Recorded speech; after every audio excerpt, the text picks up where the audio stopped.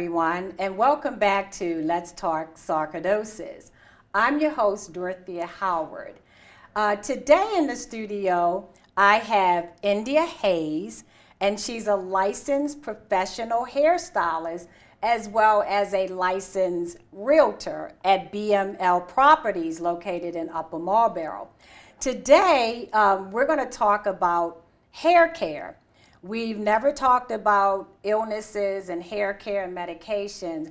So since she's a seasoned stylist, we're going to talk a little bit about some of the things that happen to our hair when you're ill, and even if you're not ill. So before I get into that first question, India, welcome to the show. Thank you so much for having me, Dorothy. I'm glad you're here, so you will be able to tell the viewers the best ways to take care of their hair when they're having these type of issues. Certainly. But before I do that, let's why don't you tell the viewers a little bit about what you do, since you have these double professions going on.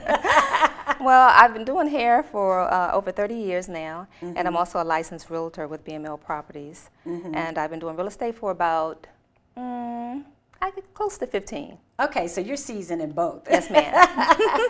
All right, good. So the first question that I definitely want to ask you is, what is the most common type of hair loss? The most common type would be alopecia. And you also have graduating hair loss, which a lot of us experience as we get older. So those are the two major ones. Okay. And sudden loss, because sometimes people have sudden loss of hair. So what does that come from? Well, it could be your diet, it could be hormones, it could be in relation to physical or emotional stress, it could be a trauma that cause the hair to come out. There are many variables. Okay. And will medications cause hair Certainly. loss? Yes, Okay. medications will do that. So can we talk about maybe the medications that can make your hair come Well, out? antibiotics can do that, Okay. as well as weight loss medications, your high cholesterol medications, things of that nature. Okay. All right. And so, and then I know that number, as far as medications, it can do a lot to people. What are some of the medications that can actually cause hair loss? Thyroid medications, your high blood pressure medications, and even cholesterol medications can cause that.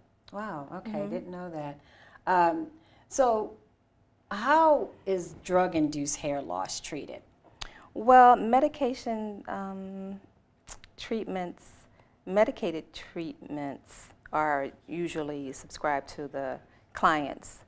As a stylist, you know, we'll sometimes they'll come in with the medications that's been prescribed by the doctors, or we have certain things that we use as a stylist to help build the structure of the hair and you know, just give it strength, because a lot of times the follicles are very weak. So, India, what happens if someone is experiencing hair loss, but then it actually doesn't stop and it continues? What should they do? Well, if they're still on the medications, it's going to continue to do that. Now, once they stop the medications, and that's when the hair breakage or hair loss should stop. If Okay. it doesn't, then of course, you know, you go back to the dermatologist and have them reassess your condition. Okay. So are there certain disorders that can cause hair loss other than sarcoidosis? Yeah, you have diabetes, you have lupus, and you also have thyroid conditions that can aid into that. Okay. And I guess, does it matter the age? I guess that doesn't matter. Doesn't matter. How old someone is to go through something like that? Well, as far as the hair loss, again, you have the aging of the hair, that's when you're 50 and over. But Okay. for the younger generation, if it's a medical condition or a health condition, the loss can be from it.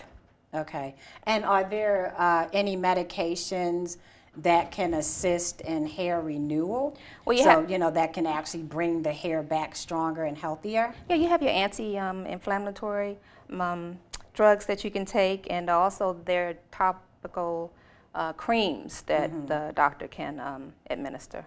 Okay. And so someone that's experiencing that, is there a certain amount of times that a person should come to you or go to their salon in their area? Like how many times should they go to the salon when they're experiencing this kind of hair loss? Well, even with the hair loss, it doesn't matter how frequent your visits are. I mean, most people come to the salon every, 1 or 2 times, twice a week. So it doesn't matter. It just depends on how much loss you have going on, how severe, I guess, the condition is. Probably less is best, because if the hair's dry and you're on medications and you're not drinking enough water and, doing those things, then adding water to it and blowing it out and or however we're styling the hair is just more tension on it. It may cause more hair to come out or more follicles to break. So, we want to make sure that we build up the structure of the hair first, and see, whomever your stylist is, just make sure that they're monitoring, the condition of the hair when it's wet, the porosity, and when they're blow drying it, whether, they're losing a lot of hair from blow drying. It's a lot to take into consideration. I'm pretty sure. Yeah. And when you mentioned blow dry, I just kind of thought about something. Is there a such thing as people blow drying their hair too much? Yes. So since you just mentioned blow dry, you want to talk about that a little bit? Yeah, as a licensed professional myself, I seat my clients under the dryer after I shampoo their hair. So that kind of dries it. It pre-dries the hair so that when I take the dryer and go through it, the hair isn't breaking, it's not snapping. So pre-drying the hair is the better way to go. Some clients, I guess, prefer to blow dry. They put certain thermal products into the hair and then they just blow dry, but to me it still snaps, it still breaks. So So it's pre-drying is a better way to go. Okay. Yeah. And it just depends on the stylist then, Definitely. I guess. Yep. So are there specific hair types when it comes to hair loss that are, people that are affected by hair loss, as far as the type of hair that you have?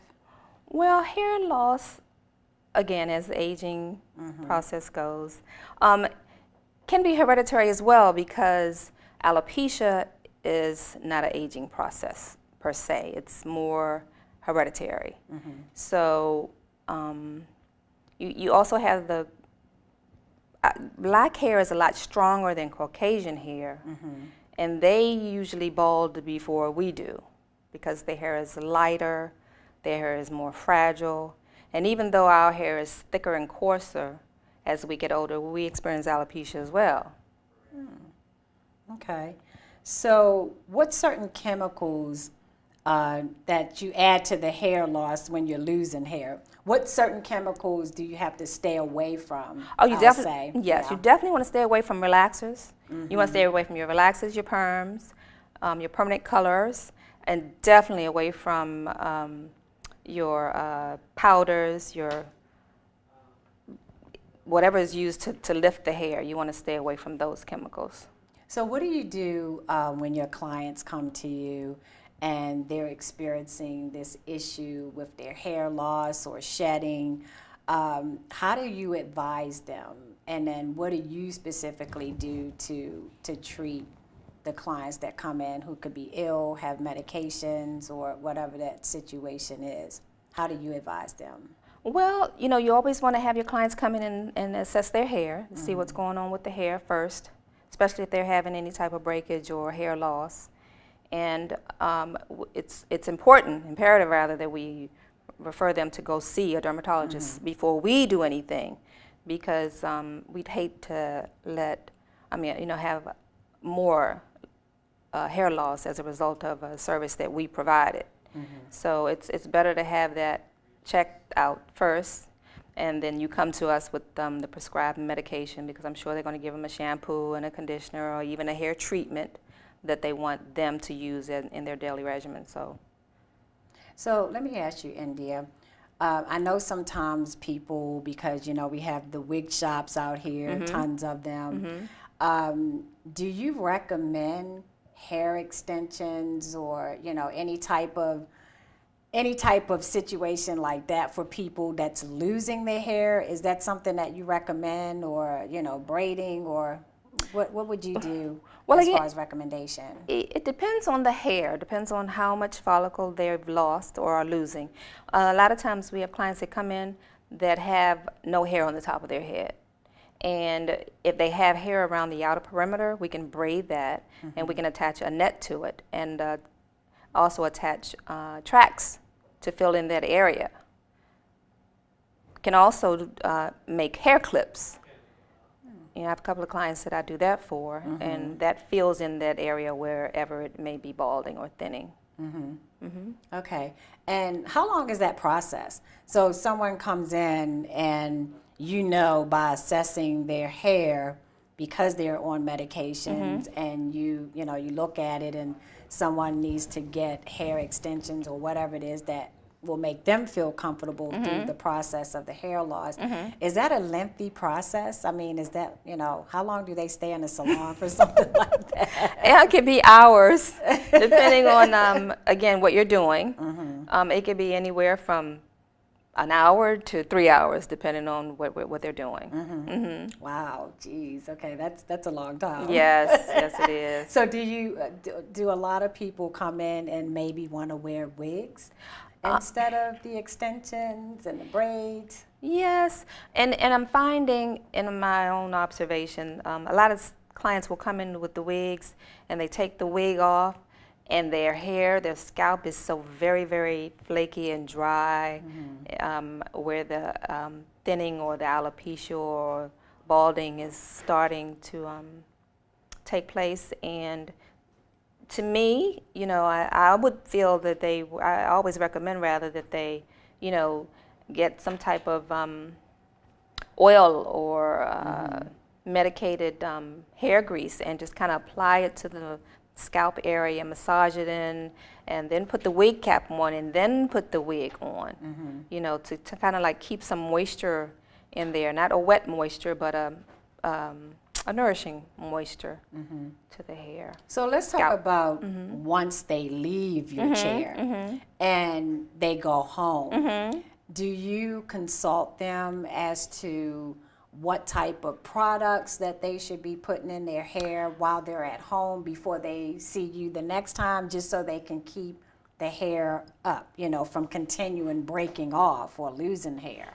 Okay, again, hair breakage is one thing, hair loss is something else. So the hair breakage, we can recommend the products to keep your hair from breaking. As far as the hair loss, you have to follow the regimen that your doctor has prescribed to you. And if a lot of times they come in and it's like, India, I used it a couple of times, I didn't like it, it wasn't helping.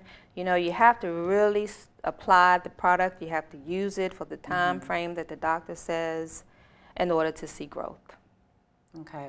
And sometimes when people go on vacation, because I know a lot of people that do this, now they might go swimming or, things that, I don't know, sometimes the chemicals are in the pool. Now, what happens when they're on these medications and they're already having issues with the hair? What do you recommend your clients to do when they're on vacation? Stay out of the water. Really? No. I had to put a smile there. Right. No, they can swim. It's just they have shampoos that are clarifying shampoos to remove the chemical. Chlorine, salt water can also have an effect on our hair, dry it out. So if you're cleansing it while you're on vacation, you're good. You're applying the prescribed medication to your scalp, you're good. Okay. Well, I have a question too, because Yes, I know when you're out of town, you can get in the waters multiple times a day. So are you saying that you have to continue shampooing your hair like 3 and 4 times a day while you're there? Okay. At the end of the day, when you're done swimming, in the shower you go, shampoo the hair, cleanse the hair. Don't go to bed with the chlorine in your hair. Shampoo that salt water out and that chlorine out before you go to bed. Okay. And how do people feel? Because I know this is probably a touchy situations for some, and you deal with this with your clients because you've been doing hair for so long.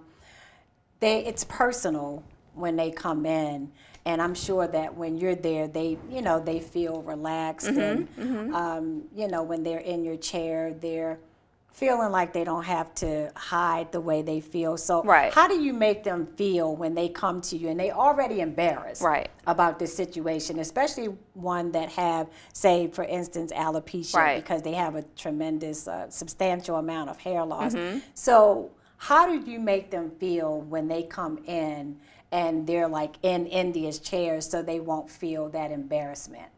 Well, I make it a point of hugging my clients and telling them that they Oh. are still beautiful. Mm-hmm. There are so many people out here that are experiencing that. They're not alone, they're not by themselves. And there are many things we can do to give them what they want. As far as that look, with whatever they want.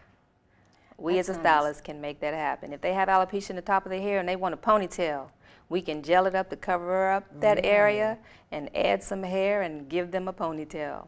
That's Yes, ma'am. nice. And then they feel good about Oh, because yes. you know, women, you know, us women, we love our hair. It's our main. And then, you know, let me tell you, I've seen people that had illnesses.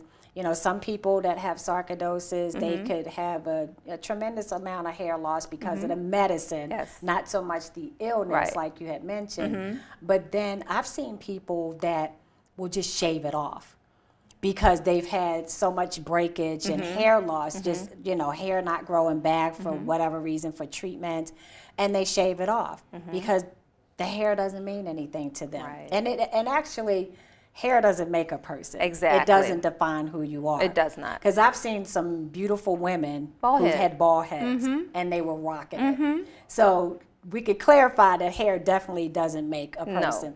It's really what the person likes. Exactly. And as long as they feel good and comfortable in their skin, whether it's bald or, you know, tracks or whatever it is, if that's what makes them feel good, that's great that you embrace your clients and make them feel like regardless of whatever they want to do with It's their still hair, beautiful. they're still beautiful. Yes. See, there should be a lot of stylists out Yes. there like you. Yes. Because that makes them feel good. They're coming to you to feel good. Right. You know, and then to have that feel good moment, because a lot of people confide into their stylist. We hear so many stories. You're absolutely correct. Right. And so that's maybe the only time people listen to them. Yes. Now, let's go back a little bit because I remember you had mentioned sometimes people have trauma to the hair. So with that trauma, what types of things will actually make the hair just not grow back, period? Not grow back period Yes. would be more so the alopecia. Okay. You have, I guess, women or just people that have experienced certain traumas to the head, and their hair may have come out in chunks, and it can grow back. Just like with the medications, the hair can grow back once you stop the medications. Once the hair is over the trauma or the ordeal, the hair will start to grow back. Okay. Alopecia, the hair will not grow back. Once the thinning and the baldness starts its way, it just continues. So what is exactly alopecia? Like for people? Hair loss. Right. So that's the terminology, just for people that are watching that may not know exactly what that terminology is. Permanent hair loss. So it's permanent hair loss. Yes. Okay. And that's a really serious condition. And it is, but a lot of times, I guess depending on the person, they do have surgical procedures where they take hair from the back of the nape of the head, and those follicles, they'll cut off a certain part of that area and apply them to where that area of balding is, and hair can grow from that transplant. So does that so that's basically a hair transplant. Yeah, and it's very expensive. Wow. So how long is that procedure for hair? I can imagine that taking all day or just many sessions. Many sessions, because they do a Right. little at a time. So do you have to take medications for that? Is that painful? I only know 2 people that have had that done, a Right. gentleman and an elderly woman, and I think it's just more so, not really painful, but just more so emotion. It's an emotional Yeah. detachment, knowing that part of your scalp area in the back has been cut to fill in other areas, because it'll leave that line in the back of the neck.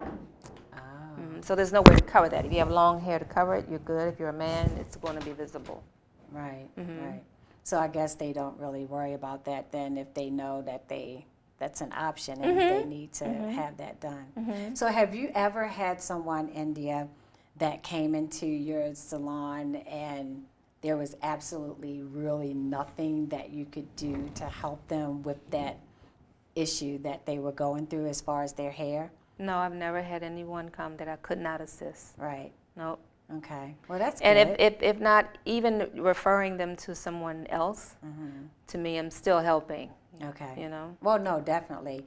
So what about people that come in? Because, I know a lot of people, they go into they have the hair problem and they cut pictures out. Oh, my goodness. They want us to bring your picture. Miracles. Right. And they'll say, I want my hair to look like that. And we say, we are hairstylists, not magicians. Right. Okay. Yes. So that's what you actually tell people. Yes. Right. Yeah. We can't. If we can't do it, we tell you we can't do that. Right. Now, you have some other stylists that say that maybe they can, but then you think you have a problem now, and if it's something that's not good for the hair, you may have another problem after.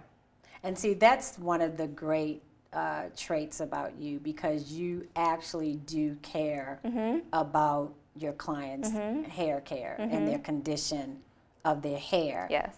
And that's why it's important, and that's why I wanted you on the show, because you have some stylists that, sure, they'll do whatever it is that you want them to do, but I do respect stylists that will say, well, as much as I would like to give you that hairstyle, that hair color, or whatever it is, you can't get it at this time. Right. Because your hair is not strong enough. Exactly. And you're that stylist that will say that and, not jeopardize and make a problem worse. Exactly. And so when you say that to people, they respect it, I'm sure. Some do, some don't. Right. Because they want what they want. That's why they come in with that photograph. Right. So their mindset is, India, if you can't do it, I'm going to go to someone else. And, I have to respect that. Right.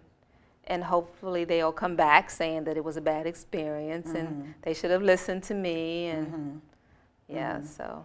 And that's the whole thing. It's about hair care. Being a licensed professional stylist would be really concerned about the hair care. And that's what, what we need. Yes. Is the hair care. So is there anything that, talking about hair, that you would tell the viewers that's watching, that's definitely all over, but particularly in the DMV area, if they're having any kind of problems with their hair, what would you suggest to them as far as taking care of their hair and getting seen by someone ASAP? Definitely getting seen by someone, but if they're going to follow up with their licensed stylist, they need to probably do treatments, strengthening treatments, mask treatments. There's certain options, I guess, that we can provide to them that will help strengthen the hair. Okay, and you mentioned something earlier that I wanted to go back to, because you mentioned age, the 5-0. The big 5-0. Yeah, so what is it about aging? And I know that aging causes a lot of different things to happen to men and women. Well, they say we go back to that fetal status as we get older. The skin gets softer, it's more supple, the hair thins and baby fine, and just we lose the elasticity to our skin. Just everything changes as we get older. Right. And let me just ask about men, because I know you take care of guys too, because these issues happen to men. It just doesn't happen to women. Right. Men have, whether they're ill or not, men, they go bald and have the same issues. So would the treatments be pretty much the same for a man as it would be for a woman that's coming to your salon at your chair? Yes. Okay. So they are able to contact you as well. Oh, definitely. And not feel like it's just a woman's issue. Exactly. Because it's both. Yes. All right. So before the show is actually close to ending, believe it or not. I told you it would go by very quickly. Yeah. I wanted to ask you a question, just personal, as far as real estate, since you're a realtor. And people, I'm sure, want to know. So is this a great real estate market, you know, as far as buying and selling homes? Can you just kind of put your little feedback on there for people that might be interested? Well, I mean, I'd say it's always a great market.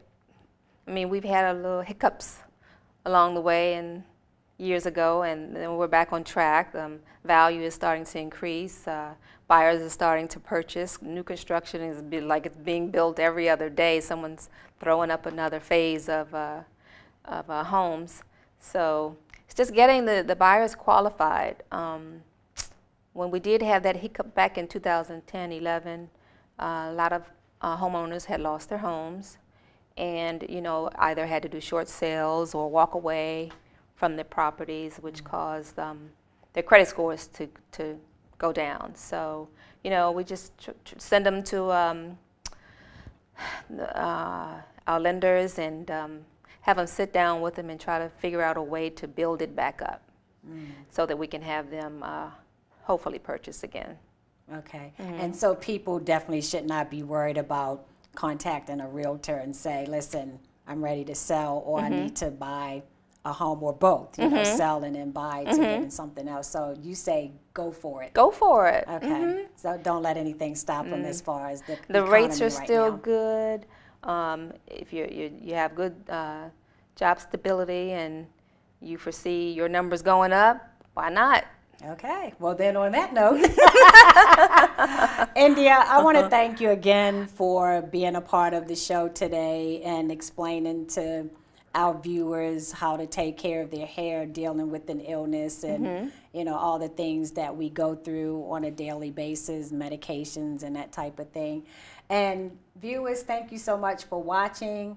As I always say, please don't let your illness, whatever the illness is, do not let it define who you are. Stay positive, be happy, and live your life. Just go for it. Yes. Go for it. Until next time, be blessed. Yes. Thanks for watching. And thanks for having me. Yes, thank you.